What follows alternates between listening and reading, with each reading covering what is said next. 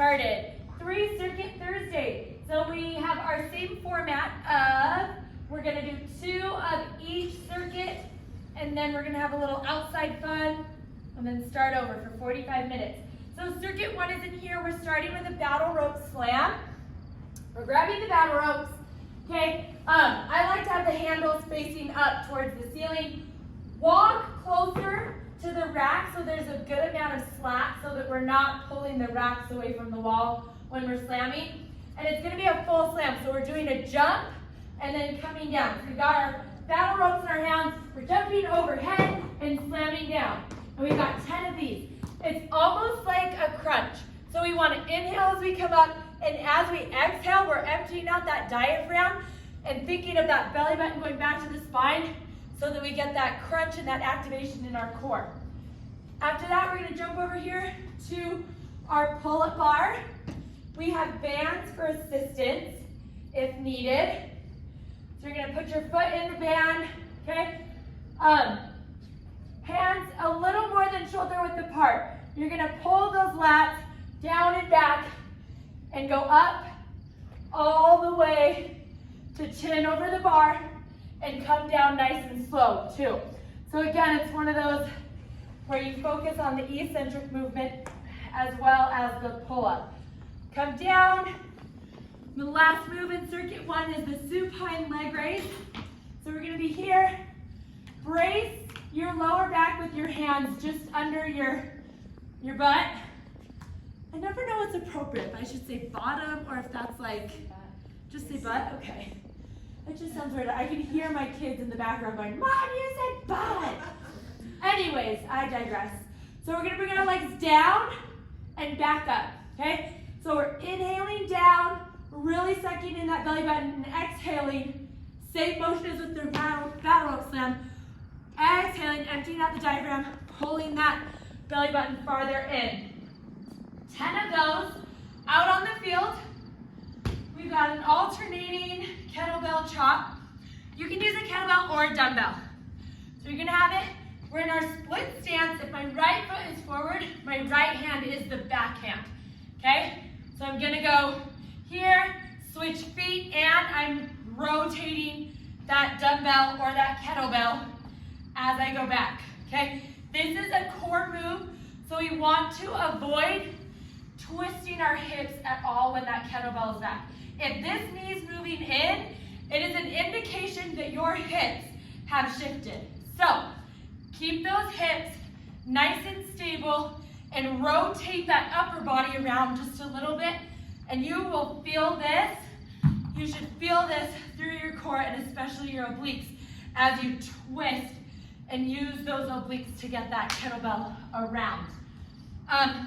Make sure your range of motion, you're bringing that kettlebell up. If you're just kind of doing this, you're not going to use your core as much as bringing it up and then down. Then you're going to have a windmill, okay? Windmill, again, we're working on the obliques here. So we've got that kettlebell or that dumbbell locked out overhead. This is very important. If this kettlebell is, or dumbbell is bent, if this elbow is bent, or the shoulder's out here, as soon as you go to rotate, that rotator cuff in there is going to hurt. So you've got to make sure that you are stabilizing this shoulder with your lat and your back as you rotate that shoulder and go down and then come back up, okay? If you have to bend your knees because of flexibility, that's fine.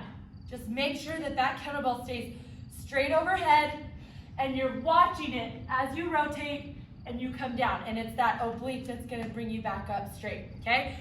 So breathing here, you wanna inhale, and then as you come up, you're exhaling again so that that core tightens up and you're activating the right muscles, okay?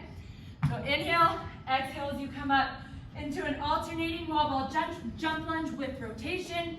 So we're here, rotating over our forward leg all the time. I like to think of that elbow to that knee, because then I know for sure if my knee and my elbow are touching, I'm for sure rotating, okay? Here, hold that wall ball nice and high.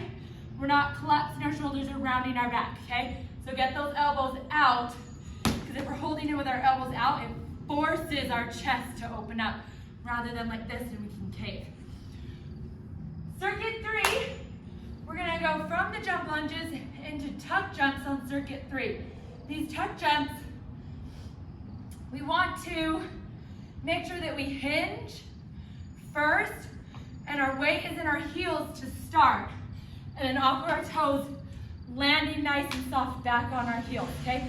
When we land, our knees are a natural suspension system for our body.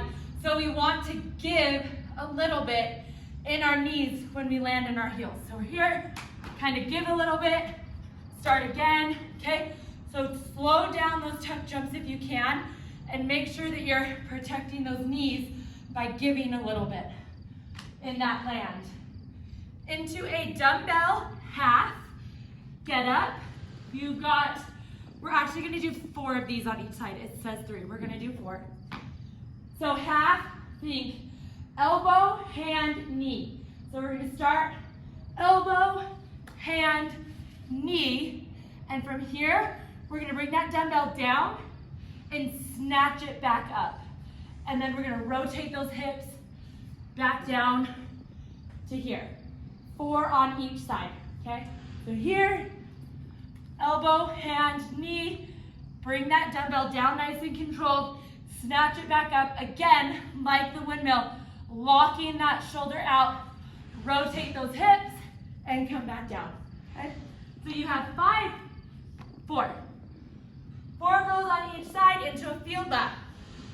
Okay, so once you've done 2, 2, and 2, our outside fun today is a box jump with a kettlebell deadlift. So the kettlebell's here on top of the box. We are going to jump, land in that squat position, grab that kettlebell, deadlift it up, bring it back down, and step off the box. We're gonna do 10 of those, okay? So this is gonna force us, it's a little bit like our plate bear crawls. It forces you to land right and stand all the way up. That's what we wanna do when we box jump.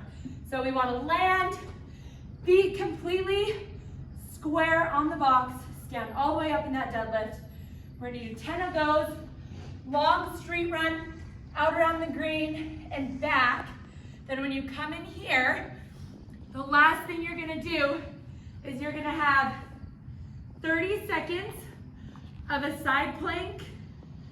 Okay, so 30 seconds here, 30 seconds in the middle, and then 30 seconds on the other side, okay? It's core and cardio day, so we're gonna burn it out and then start over.